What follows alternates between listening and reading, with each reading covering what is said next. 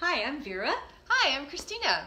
And we want to talk again about birthmarks. Birthmarks. It's gotten so much, so many questions are being asked about birthmarks. And we had another... a lot of interest in birthmarks. That's what I was trying to say. Yeah. There you go. And there was a question asked about one of our viewers. And she has a birthmark. It looks like a thumbprint on the left side of her hip. And her oldest daughter has the same birthmark, the same place. That's so cool. Isn't that so cool? Yes! Yeah. So she was just wondering, like, if there was any significance to that birthmark. Yeah, I mean, what are the odds of that? Yeah, and especially when it's like the exact same one, you know. Exactly. So what I picked up for her was, what shall we call her? Louise? Louise. Louise. Right. What I picked up for Louise is that she was a slave in the South, and she was a house slave. She didn't have to work out in the fields or anything like that. And she was really intelligent. She was very psychic. She called it the gift, you know, and she had a young daughter. And of course, the daughter was from the master. Yeah, the guy that owner, owned the right. plantation or owned Right, her. or whatever, yeah. Whatever, yeah. But she started noticing, well, first of all, she also helped with the health of the other slaves because they weren't allowed to be seen by white doctors. So she would take care of them, and she knew a lot about herbs and natural things to help. And she's gotten this from generation to generation, right? She was taught that from her mother and all the way down the line. She was teaching her daughter, and her daughter in that past life is her oldest daughter in this lifetime. So they chose to be mother and daughter again.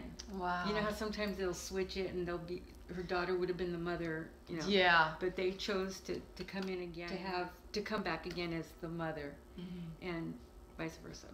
So she started noticing that. Sorry. I look funny sometimes. I had a blooper, man, and I'm trying to cover it up. I just make her crack up just by looking at it. Okay. Oh gosh, why can't I do this? Okay. Okay. She was noticing that her master. Okay, I'm sorry. Okay, stop. Okay. She was noticing that the master was starting to look at her daughter. Oh, in a way that she all knew all too well what it meant, even though that was his daughter. Ugh. You know, so she knew I had to hightail it out of there. So she found a way to get out.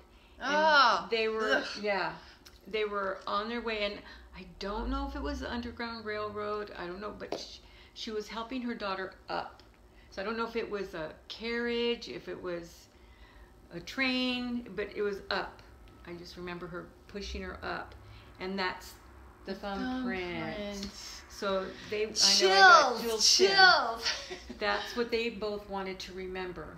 Is that, you know, Louise was helping her daughter up, and then of course Louise was going to go next, but Louise got caught. So they got her, and they got Louise. The carriage or the train took off, and she and them looking at each other.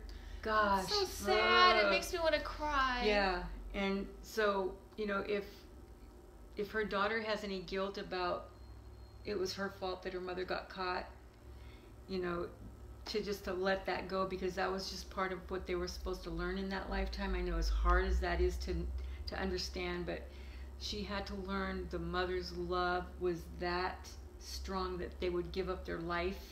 Oh my God, I'm going to totally cry, you guys. Yeah. And, you know, and Louise was like, she had a smile on her face because she saw her daughter leaving. So she knew that her daughter was going to be safe.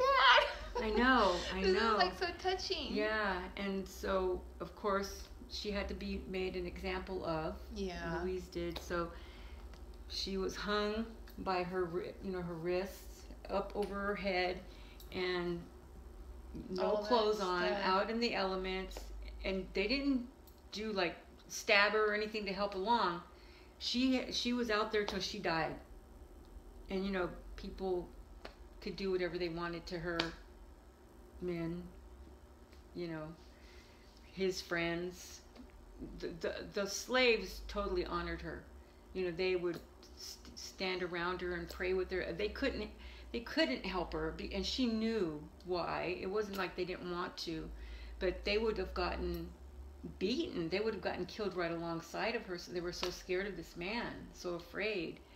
There were a few people that didn't care. They would try to help her, and she would tell them to go back because she didn't want anyone to be hurt because of her. And it was amazing.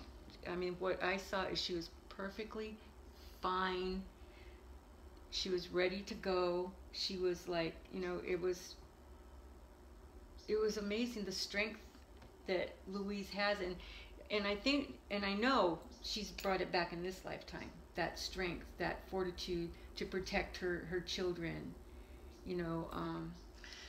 Yeah. It's pretty amazing because when we were getting ready to do this episode, I was thinking about what angel I wanted to do. And it was the Dominion Angel, and the Dominion Angel's function is strength. Mm-hmm.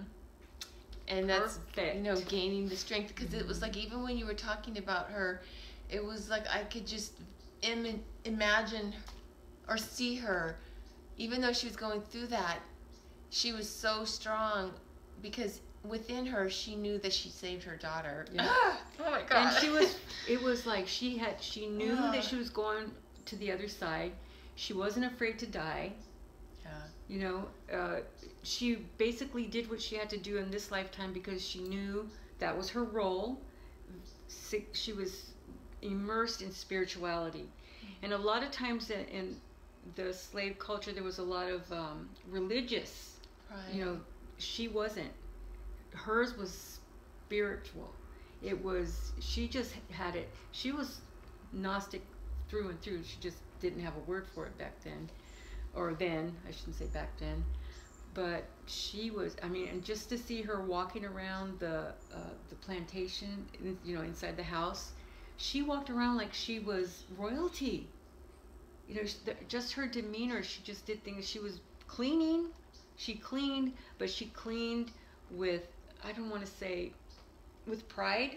Mm-hmm. That she did the best job that she could do, even though it was under those kind of circumstances, and having people talk down to her all the time, because they didn't, though, especially the wife, excuse me, did not like that she had that air about her. That essence or that quality. Yes, because her children loved her. The slave owner's wife's children loved her. And she was always putting her down, kicking her, she didn't want having to her feel good whipped about herself, because she did some slight little thing wrong, or in her eyes, which she didn't, Oh, that just shows that person's weakness. Yeah. That entity, whoever that was. Yeah. But they can't tolerate somebody else. Yeah. And what was interesting? That wife of the plantation owner, Louise married in this life. Is a man that she is a man in now life. In this life. Are they still together? I don't know. Wow. Yeah.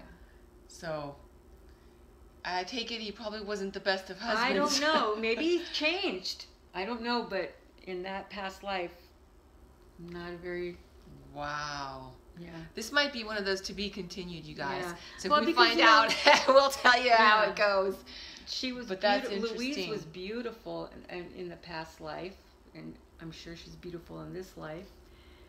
But the wife wasn't. That's what it is. So that was the jealousy there, and she knew, the wife knew the little girl was her husband's. Right. But of course she blamed the girl, the slave. The woman, yeah. And there's nothing she could do. Yeah.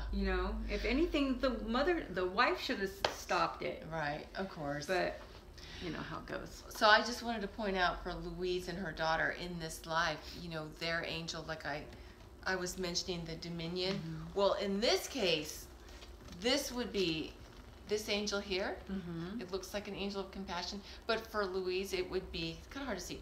This would be her dominion angel. The dominion's angel is strength, and they also help with cell memory, because what they do is they are the overseer of our, not just our chart, but of our lives. And they record all of our good deeds. And so, I mean, what could be a more amazing deed than what she did for her daughter in that life?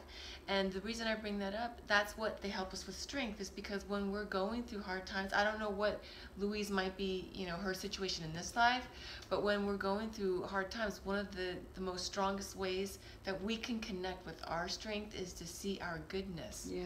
And that's the angel that helps us with that. Sometimes we can't even see it for ourselves when we're going through, you know, depression, or we're feeling bad about ourselves, especially if we have a relationship that's not good. Like, I don't know if our relationship's good with that person, but I just wanted to say that that is the angel that we could call on to help to remind us of our goodness, and that brings up our strength. Yeah. And brings that into this time, brings up our strengths. Yeah. And then, you know, if you have that angel in your house, I swear, every time you look at it subconsciously, you're remembering that strength. Even though it's not conscious, subconsciously you're always remembering that strength. Yeah. It keeps it right there. And it fortifies it. It's a physical affirmation. You know, it's almost like a muscle. Yeah. The more that we flex, even if you see it, you're flexing, and then it gets stronger and stronger. It's that connection to our strengths, and it comes up more and more and more. So that's a great point. Exactly.